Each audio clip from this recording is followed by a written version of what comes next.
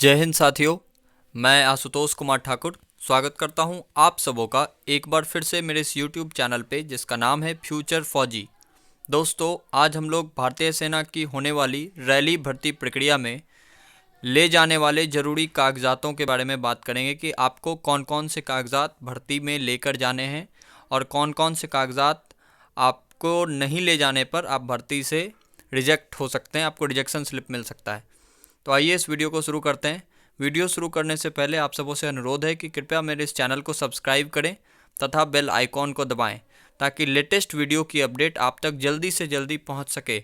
अगर आपको भारतीय सेना से होने वाली रैली भर्ती प्रक्रिया में किसी प्रकार की कोई डाउट है, किसी प्रकार का कोई क्वेश्चन है तो कमेंट बॉक्स में ज़रूर लिखें। मैं कोशिश करूँगा कि आपके उस डाउट को क्लियर कर सकूँ। तो आइए दोस्तों, इस वीडियो को शुरू करते हैं। सबसे पहले हम लोग जानेंगे कि भर्ती में ले जाने के लिए अगर आप 10वीं पास पर भर्ती देखने जा रहे हैं तो 10वीं के कौन से डॉक्यूमेंट लेकर जाने हैं। 12वीं पास पर अगर भर्ती देखने जा रहे हैं तो 12वीं के कौन से डॉक्यूमेंट लेके जाने हैं। डॉक्यूमेंट्स के अलावा, एजुकेशनल सर्टिफिकेट्स के अलावा आपको कौन कौन से डॉक्यूमेंट लेकर जाने हैं, उसके बाद उसकी संख्या क्या होनी चाहिए, फ़ोटो कितने लेकर जाने हैं, इन सब बातों को हम इस वीडियो में कवर करेंगे। तो आप लोगों से अनुरोध है कि कृपया वीडियो को पूरा देखें और अपने दोस्तों के साथ इसे ज़रूर शेयर करें ताकि उनको डॉक्यूमेंटेशन में किसी प्रकार की कोई प्रॉब्लम ना आए। तो आइए दोस्तों, इस वीडियो को शुरू करते हैं। सबसे पहले अगर आप 10वीं पास पर होने वाली भर्ती देखने जा रहे हैं तो आपको 10वीं के जो डॉक्यूमेंट लेके जाने हैं उनको देखते हैं। अगर आप 10वीं की भर्ती देखने जा रहे हैं तो आपको 10वीं का रजिस्ट्रेशन कार्ड लेना है। सबसे पहले आपको रजिस्ट्रेशन कार्ड लेना है और इसी सीरियली में आपको वहाँ पर दिखाना भी है। तो सबसे पहले आपको लेकर जाना है रजिस्ट्रेशन कार्ड। रजिस्ट्रेशन कार्ड के बाद आपका एडमिट कार्ड आता है, क्योंकि आप जब रजिस्ट्रेशन करते हैं उसके बाद आपका एडमिट कार्ड आता है। एडमिट कार्ड के बाद आपको एग्ज़ाम होता है, एग्ज़ाम के बाद आपकी मार्कशीट आती है। तो तीसरा डॉक्यूमेंट जो आपको लेकर जाना है वो मार्कशीट होगी। चौथी आपका जो डॉक्यूमेंट होगा, चौथा डॉक्यूमेंट वो है आपका प्रोविज़नल, औपबंधिक प्रमाण पत्र कहते हैं इसे हिंदी में। तो प्रोविज़नल सर्टिफिकेट लेकर जाने हैं। इसके बाद आपको माइग्रेशन सर्टिफिकेट लेकर जाने हैं, जिसको हिंदी में प्रव्रजन प्रमाण पत्र कहते हैं। तो आपको माइग्रेशन लेकर जाने हैं। और इसके बाद अगर आपने मैट्रिक की परीक्षा या 10वीं की परीक्षा पास किए हुए 2 से 3 साल हो गए हैं तो आपको मूल प्रमाण पत्र लेकर जाने हैं। अपने विद्यालय में आप संपर्क करें, विद्यालय में जाकर आप पता करें वहाँ पे। अगर आपको पास हुए 2-3 साल हो गए हैं तो आपका मूल प्रमाण पत्र वहाँ पे आ गया होगा, तो आपको मूल प्रमाण पत्र लेकर जाने हैं। तो 10वीं के आपको ये सब डॉक्यूमेंट लेके जाने हैं। मोटा मोटा ये 6 डॉक्यूमेंट है। अगर आपने 10वीं की परीक्षा जिस विद्यालय से पास की है उन्होंने आपको अगर कैरेक्टर सर्टिफिकेट दिया था, विद्यालय परित्याग प्रमाण पत्र के साथ साथ एक कैरेक्टर सर्टिफिकेट होता है, वो अगर आपको मिला है तो उसे भी भर्ती में ले जा सकते हैं। इसके बाद देखेंगे दोस्तों कि 12वीं पास पर अगर आप भर्ती देखने जा रहे हैं तो आपको 12वीं के कौन कौन से डॉक्यूमेंट लेकर जाने हैं। अगर आप 12वीं पास पर होने वाली भर्ती देखने जा रहे हैं तो आपको ये सब डॉक्यूमेंट लेकर जाने पड़ेंगे। सबसे पहले तो आपको 10वीं के सारे डॉक्यूमेंट जो मैंने पहले बताया वो सारे डॉक्यूमेंट आपको लेके जाने हैं। उसके बाद 12वीं का रजिस्ट्रेशन कार्ड, उसके बाद फिर 12वीं का एडमिट कार्ड, फिर 12वीं की मार्कशीट, फिर प्रोविज़नल सर्टिफिकेट, माइग्रेशन। और इसमें भी वही है कि 2-3 साल अगर हो गए हैं आपके 12वीं पास किए हुए तो मूल प्रमाण पत्र आपका आ गया होगा, तो आप मूल प्रमाण पत्र लेकर जाएं। अगर आपके पास मूल प्रमाण पत्र नहीं है तो आपको प्रोविज़नल से काम चल जाएगा, लेकिन अगर 2-3 साल हो गए हैं तो आपको मूल प्रमाण पत्र ले जाना अनिवार्य है। एजुकेशनल सर्टिफिकेट्स के अलावा आपको भर्ती में ले जाने वाले अन्य ज़रूरी कागजात जो भी हैं वो इस प्रकार से हैं। सबसे पहला आपको लेकर जाना है चरित्र प्रमाण पत्र, जो कि जिला पुलिस पदाधिकारी, एसपी भी कहा जाता है इन्हें अंग्रेजी में, सुपरिटेंडेंट ऑफ पुलिस, उनका निर्गत किया हुआ चरित्र प्रमाण पत्र आपको लेकर जाने हैं। इसके साथ ही सरपंच के द्वारा निर्गत चरित्र प्रमाण पत्र जिसमें आपका फ़ोटो लगा हुआ हो, जो कि 6 महीने से पुराना ना हो। चरित्र प्रमाण पत्र की वैधता जो है वो 6 महीने की ही होती है, तो 6 महीने से पुराना चरित्र प्रमाण पत्र ना हो आपको लेकर जाने हैं। एसपी साहब का चरित्र प्रमाण पत्र भी और सरपंच के द्वारा निर्गत चरित्र प्रमाण पत्र भी। अगर आप शहरी क्षेत्र से हैं तो आपको जो वार्ड मेंबर होते हैं या वार्ड कमिश्नर होते हैं उनसे आपको चरित्र प्रमाण पत्र बनवाकर लेकर जाने हैं, लेकिन एसपी वाला कंपलसरी है, सबको लेकर ही जाने हैं। और सरपंच और वार्ड कमिश्नर, आप जिस क्षेत्र में बिलोंग करते हैं उस क्षेत्र के में सरपंच होते हैं तो सरपंच, या वार्ड कमिश्नर होते हैं तो वार्ड कमिश्नर के चरित्र प्रमाण पत्र आपको लेकर जाने हैं, जिसमें आपका फ़ोटो लगा हुआ होना चाहिए। इसके बाद जो दूसरा डॉक्यूमेंट है वो है निवास प्रमाण पत्र, जो कि जिला पदाधिकारी यानी कि डिस्ट्रिक्ट मजिस्ट्रेट के द्वारा निर्गत होना चाहिए। अगर निवास प्रमाण पत्र डिस्ट्रिक्ट मजिस्ट्रेट का निर्गत किया हुआ नहीं है तो अनुमंडल पदाधिकारी जो कि एसडीएम, सब डिविजनल मजिस्ट्रेट कहते हैं इन्हें, उनसे भी निर्गत किया हुआ है तो वो भी चल जाएगा। लेकिन कोशिश करें, अभी आप सबों के पास टाइम है तो जिला पदाधिकारी तक करवा लें, क्योंकि अगर आपका सिलेक्शन हो जाता है, आप डिस्पैच के लिए जाते हैं, तो आपको डीएम लेवल तक यानी कि जिला पदाधिकारी लेवल तक करवाना पड़ेगा। तो इसीलिए कोशिश करें कि डीएम तक हो जाए। अगर नहीं होता है तो आप अनुमंडल पदाधिकारी तक भी करवा सकते हैं, आपका वहाँ पर काम चल जाएगा।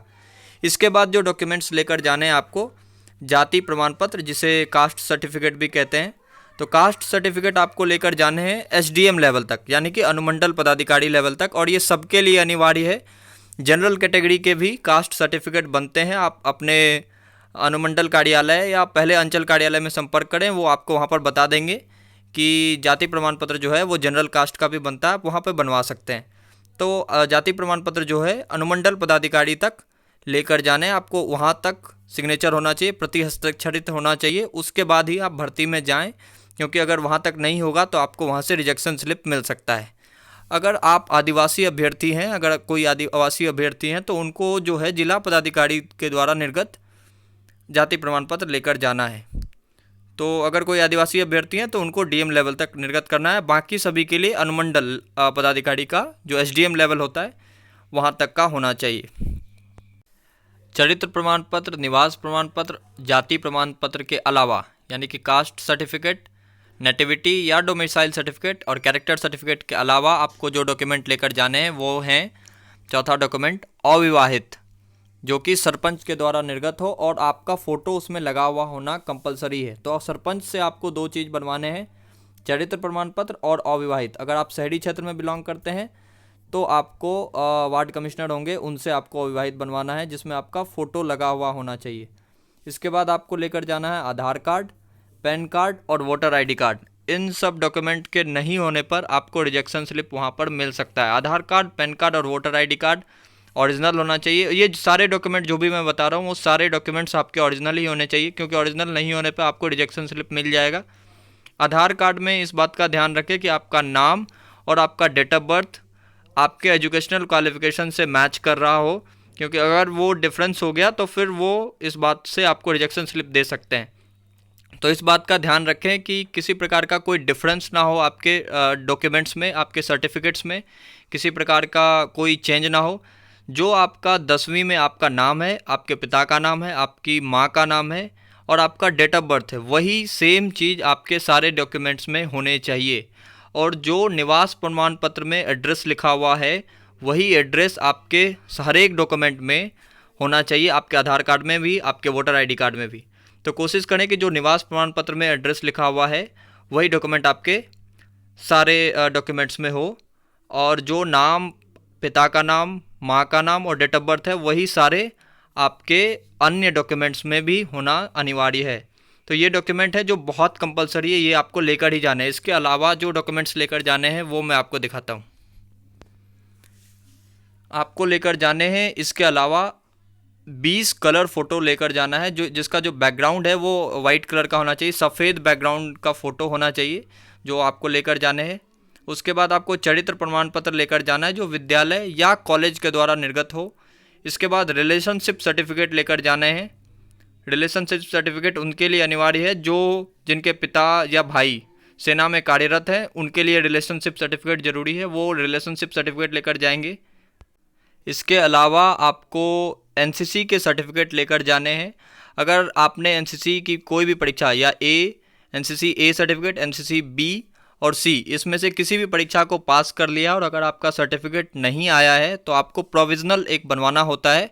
वो आपके ग्रुप कमांडर जो ग्रुप में बैठते हैं उनसे बनवाना पड़ेगा, जिसमें आपका फ़ोटो लगा हुआ होना चाहिए और प्रोविज़नल सर्टिफिकेट जो कि ग्रुप कमांडर के द्वारा निर्गत होना चाहिए। तो वो सर्टिफिकेट अगर लेकर जाएंगे तो आपको भर्ती में छूट मिलने की संभावना है, छूट आपको मिल सकती है। एनसीसी सर्टिफिकेट के अलावा अगर आप स्पोर्ट्स पर्सन हैं तो आप स्पोर्ट्स के सर्टिफिकेट ले जा सकते हैं जो कि किसी भी फेडरेशन का हो। ये ऐसे नहीं कि किसी भी स्पोर्ट्स को एकदम कहीं से भी लेके चले गए, वो नहीं, आपके किसी फेडरेशन से जुड़ा हुआ होना चाहिए। आप जो भी गेम खेलते हैं वो फेडरेशन से लिंक हो तो ऐसे सर्टिफिकेट को लेकर जाएं तो आपको वहाँ पे बेनिफिट मिलेगा। इसके अलावा आपको एफिडेविट लेकर जाना है। जब आप फॉर्म भरते हैं तो एक एफिडेविट आता है, तो उस एफिडेविट को नॉन जुडिशियल स्टाम्प कहते हैं, तो आप उसको नोटरी से बनवा लें, तो आपको वो एफिडेविट लेकर जाना है। इसके अलावा आपको बैंक अकाउंट का जो पासबुक होता है उसकी फ़ोटोकॉपी लेकर जाना है। तो ये डॉक्यूमेंट हैं आपको जो भर्ती में अनिवार्य रूप से लेकर जाने हैं। इसके अलावा जो ध्यान देने वाली बातें हैं कि तत्काल सेवा द्वारा निर्गत जो निवास प्रमाण पत्र है वो भर्ती में स्वीकार नहीं होगा। इन बातों का ध्यान रखना बहुत ज़रूरी है दोस्तों कि आप कोई भी ऐसे कैंडिडेट होते हैं जो तत्काल सेवा से बनवा लेते हैं, तो तत्काल सेवा से निर्गत निवास प्रमाण पत्र भर्ती में स्वीकार नहीं किया जाएगा। इसके अलावा चरित्र प्रमाण पत्र और अविवाहित प्रमाण पत्र जो आपको बनवाने हैं सरपंच के द्वारा, अगर आपने मुखिया से बनवा लिया है तो वो भी स्वीकार नहीं किया जाएगा। दोस्तों वापस मैं आपको बोलता हूँ कि चरित्र प्रमाण पत्र और अविवाहित मुखिया के द्वारा बना हुआ होने पर उसे स्वीकार नहीं किया जाएगा और आपको रिजेक्शन स्लिप वहाँ से मिल सकता है। तो इस बात का ध्यान रखें कि चरित्र प्रमाण पत्र और अविवाहित आप सरपंच से ही बनवाएं या वार्ड कमिश्नर जहाँ पे आप बिलोंग करते हैं वहाँ के वार्ड कमिश्नर से या सरपंच से बनवाएं।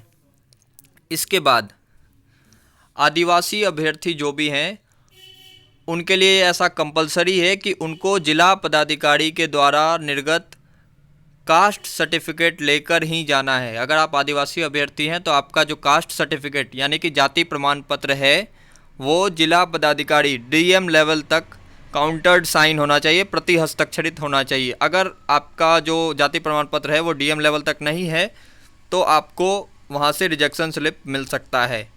इसके बाद जो ज़रूरी बात है कि भर्ती में आपको सभी दस्तावेज ओरिजिनल लेकर जाने हैं। जितने भी डॉक्यूमेंट्स अभी तक मैंने बताया आप सबों को, वो सारे डॉक्यूमेंट्स ओरिजिनल लेकर जाने हैं। बैंक का जो पासबुक है उसकी फ़ोटोकॉपी के अलावा बाकी सारे डॉक्यूमेंट आपको ओरिजिनल लेकर जाने हैं।